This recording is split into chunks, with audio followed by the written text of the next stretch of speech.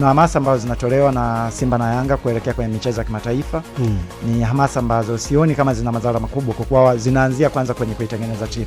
Ukiangalia Young Africans, ukiangalia Simba Sports Club, ni timu ambayo imetengenezwa kiushindani. Kwa unapokwenda kuwatengenezea hamasa, inakuwa ni kitu extra cha kuweza tu kuipata ile 100%, lakini quality iko pale. Lakini hamasa za hizi timu ndogo unakaa unajishangaza, kwa maana kwamba hizi ni hamasa za namna gani.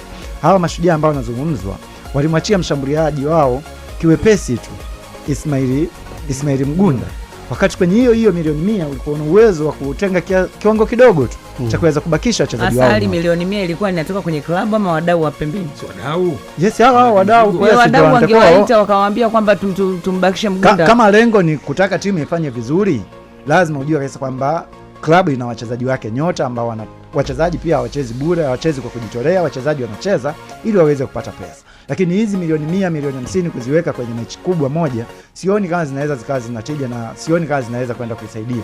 Mwisho wa siku hizi pesa zinatakiwa ziwekwe kwenye mfumo maalum ambao unaweza pia kuzisaidia vilabu. Kwa mfano, mfumo ambao wako nao Pamba, binafsi naamini ni mfumo mzuri sana ambao unaisaidia timu kuweza kupambana, kwa maana kwamba kuanzia wanaanza ligi, nadhani kama sio wakati wanaanza, basi ni mwanzoni wa raundi ya pili. Mwanzoni mwa raundi ya pili, kitu ambacho kwa kufanya kwamba timu ikishinda kuna kiwango fulani wanakipata. Kwa hiyo hata ikitokea kwenye mechi kubwa, unaona kabisa kwamba hawa wakukurupuka, huu utaratibu walikuwa nao kuanzia mwanzo. Kwa binafsi kwanza kuweka hamasa kwa ajili ya game moja tu ambayo yani hata ukipata matokeo haikusaidii chochote, kwa maana kwamba utapata alama 3. Alafu vipi kuhusu michezo mingine ambayo inafuata?